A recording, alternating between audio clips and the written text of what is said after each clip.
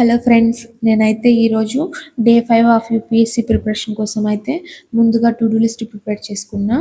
ముందుగా సైన్స్‌లో వచ్చేసి నేను ఎలక్ట్రిక్ స్విచ్ గురించి, electric conductors and electric insulators వాటి గురించి అయితే చదివినా.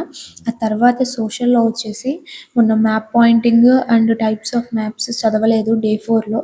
అందుకే ఈరోజు అయితే చదివేసిన వాటిని.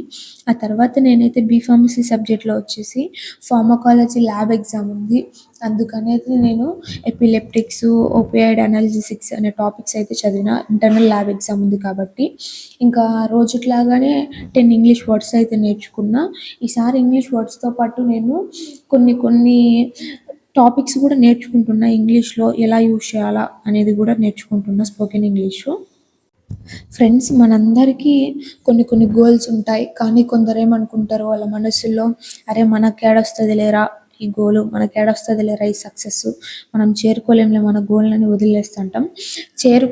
చేరుకుంది, మనకు సక్సెస్ వచ్చేది రాంది అది సెకండ్ పాయింట్. కనీసం దానికోసం మనం ట్రై చేసేది, దానికోసం మనం కష్టపడేది, అది ముందు మనం చేయాల్సిన పని అది.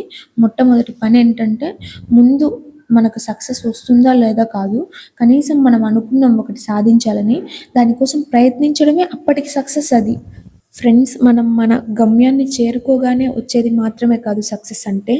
ఆ గమ్యం చేరుకోవడానికి ప్రతిరోజు మనం మనతో కఠినంగా ఉండి, మనం అనుకున్న టు డూ లిస్ట్ పక్కన పెట్టకుండా ప్రతిరోజు మనతో కఠినంగా ఉండి మనం ప్రయత్నించడమే నిజమైన విజయం, నిజమైన సక్సెస్.